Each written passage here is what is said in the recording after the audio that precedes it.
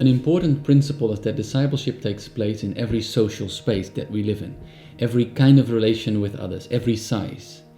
Every time we meet others, we will be influencing others. That's a given. Influence, however, can be positive or negative, conscious or non-conscious, spontaneous or very organized. However, besides influencing, there is also being influenced. Are we open for the other person? Do we have a learner's attitude? In Matthew chapter 18, Jesus speaks about the smallest form of relationship, the two persons. And Jesus promises that he himself will be there too.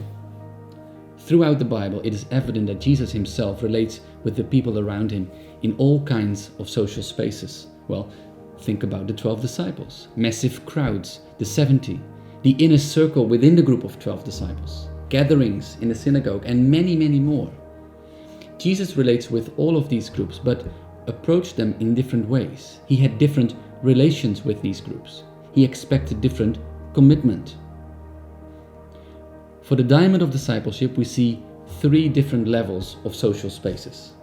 The group of 100, the big crowd, the group of 10, the small crowd, and the one-on-one, the smallest relation possible.